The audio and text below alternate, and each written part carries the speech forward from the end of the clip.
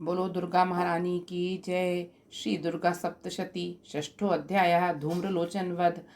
मैं सर्वज्ञेश्वर भैरव के अंक में निवास करने वाली परमोत्कृष्ट पद्मावती देवी का चिंतन करता हूँ।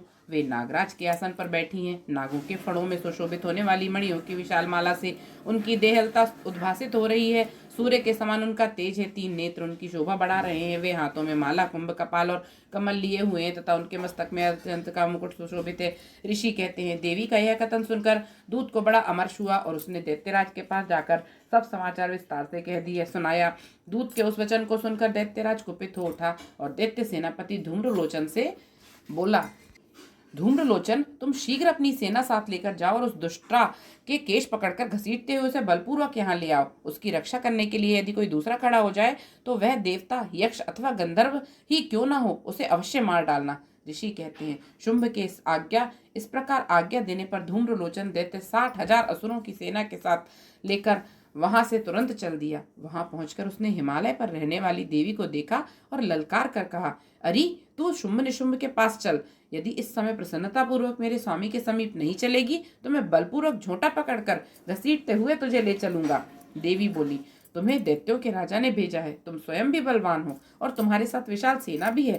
ऐसी दशा में यदि तुम मुझे बलपूर्वक ले चलोगे तो मैं तुम्हारा क्या कर सकती हूँ।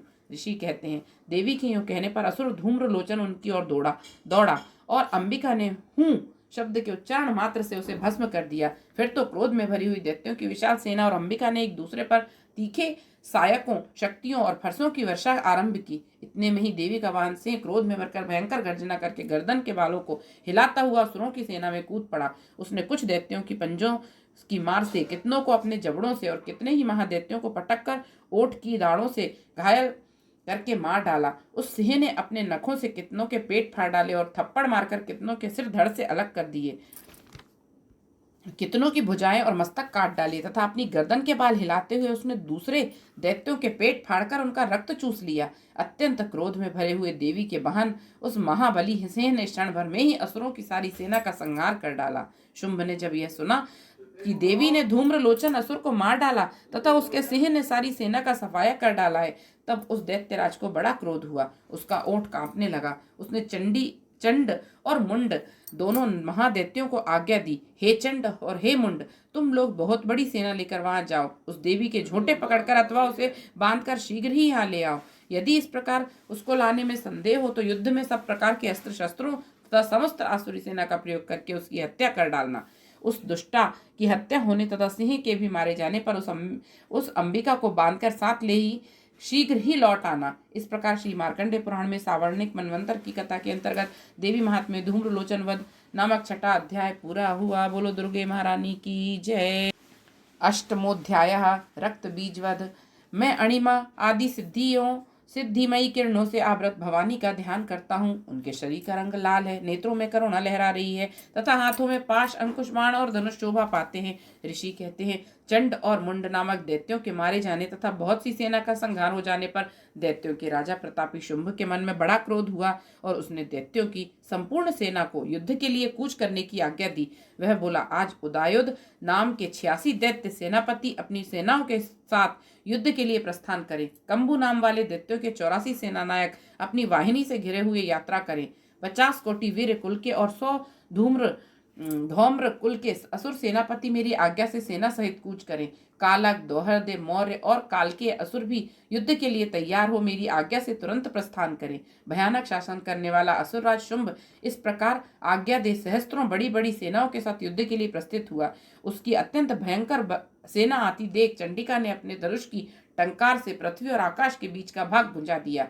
राजन, तदनंतर देवी के सिंह ने भी बड़े जोर जोर से धारना शुरू किया, आरंभ कर दिया। फिर अंबिका ने घंटे के शब्द से उस ध्वनि को भी और बढ़ा दिया। धनुष की टंकार, सिंह की दहाड़ और घंटे की ध्वनि से संपूर्ण दिशाएं गूंज उठी। उस भयंकर शब्द से काली ने अपने विकराल मुख को और भी बढ़ा लिया और इस प्रकार वे विजयिनी हुई।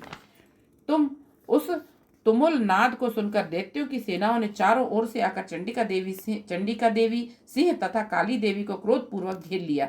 राजन, इसी बीच में असुरों के विनाश तथा देवताओं के अभ्युदय के लिए ब्रह्मा, शिव, कार्तिकेय, विष्णु तथा इंद्र आदि देवताओं की शक्तियां जो अत्यंत पराक्रम और बल से संपन्न थीं, उनके शरीरों से निकलकर उन्हीं के रूप में चंडिका देवी के पास गईं। जिस देवता का जैसा रूप, जैसी वेशभूषा और जैसा वाहन है, ठीक वैसे ही साधनों से संपन्न हो उसकी उनकी शक्तियां असुरों से युद्ध करने आईं। सबसे पहले हंसी मुक्त विमान पर बैठी हुई अक्षसूत्र और कमंडलू से सुशोभित ब्रह्मा जी की शक्ति उपस्थित हुई, जिसे ब्राह्मणी कहते हैं। महादेव जी की शक्ति वृषभ पर आरूढ़ हो, हाथों में श्रेष्ठ त्रिशूल लिए धारण किए हुए, महाभाग का कंकड़ पहने, मस्तक में चंद्र रेखा से विभूषित हो वहां आ पहुंची। कार्तिकेय जी की शक्ति जगदम्बिका उन्हीं का रूप धारण किए हुए श्रेष्ठ मयूर पर आरूढ़ हो, हाथ में शक्ति लिए दैत्यों से युद्ध करने के लिए आई। इसी प्रकार भगवान विष्णु की शक्ति गरुड़ पर विराजमान हो, शंख चक्र गदा शांग धनुष तथा खड्ग हाथ में लिए वहां आई। अनुपम यज्ञ वाराह का रूप धारण करने वाली श्रीहरि की जो शक्ति है, वह भी 12 शरीर धारण करके वहां उपस्थित हुई। नारसिंह शक्ति भी नरसिंह के समान शरीर धारण करके वहां आई। उसकी गर्दन के बालों के झटके से आकाश के तारे बिखरे पड़ते थे। इसी प्रकार इंद्र की शक्ति वज्र हाथ में लिए गजराज ऐरावत पर बैठकर आई।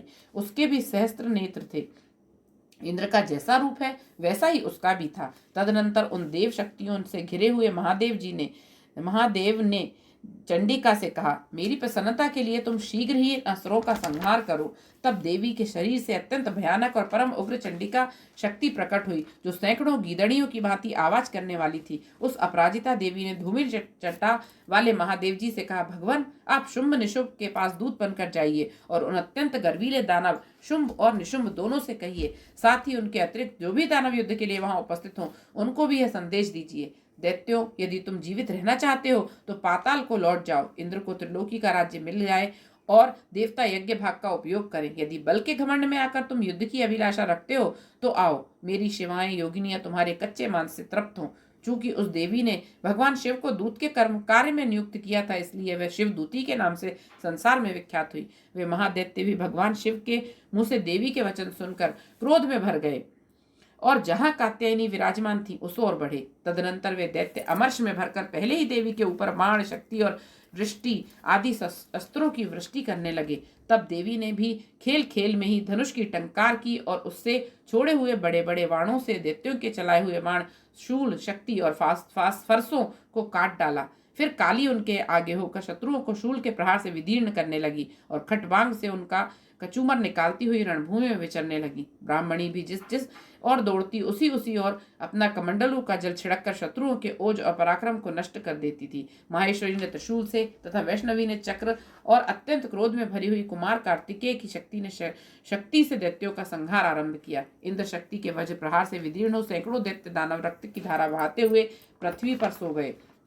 12 ही शक्ति ने कितनों को अपने थुतुन की मार से नष्ट किया, दाढ़ों के अग्रभाग से कितनों की छाती भेंट डाली और कितने ही दैत्य उसके चक्र की चोट से विदीर्ण होकर गिर पड़े। नारसिंह भी दूसरे महादैत्यों को अपने नखों से विदीर्ण करके खाती और सेहनाद से दिशाओं को और आकाश को गुजाती हुई युद्ध में विचरने लगी। कितने ही असुर शिवदूती के प्रचंड अट्टहास से अत्यंत भयभीत हो पृथ्वी पर गिर पड़े और गिरने पर उन्हें शिवदूती ने समय समय पर अपना ग्रास बना लिया। इस प्रकार क्रोध में भरे हुए मातृगणों को नाना प्रकार के उपायों से बड़े असुरों का मर्दन करते देख दैत्य सैनिक भाग खड़े हुए। मातृगणों से पीड़ित दैत्यों को युद्ध से भागते देख रक्त बीज नामक महादैत्य क्रोध में भरकर युद्ध करने के लिए आया। उसके शरीर से जब रक्त की बूंद पृथ्वी पर गिरती, तब उसी के समान शक्तिशाली एक दूसरा महादैत्य पृथ्वी पर पैदा हो जाता। महासुर रक्तबीज हाथ में गदा लेकर इंद्र शक्ति के साथ युद्ध करने लगा। तब ऐन्द्री ने अपने वज्र से रक्तबीज को मारा। वज्र से घायल होने पर उसके शरीर से बहुत सा रक्त चूने लगा और उसके उस समान रूप तथा पराक्रम वाले योद्धा उत्पन्न होने लगे। उसके शरीर से रक्त की जितनी बूंदें गिरी, उतने ही पुरुष उत्पन्न हो गए। वे रक्त बीज के नाम से ही वीर्यवान, बलवान और पराक्रमी थे। वे उस रक्त से उत्पन्न होने वाले पुरुष भी अत्यंत भयंकर अस्त्र शस्त्रों का प्रहार करते हुए वहां मातृगणों के साथ घोर युद्ध करने लगे। पुनः वज्र के प्रहार से जब उसका मस्तक घायल हुआ, तब रक्त बहने लगा और उससे हजारों पुरुष उत्पन्न हो गए। वैष्णवी ने युद्ध में रक्त बीज पर चक्र का प्रहार किया और ऐन्द्री ने उस दैत्य सेनापति को गदा से चोट पहुंचाई।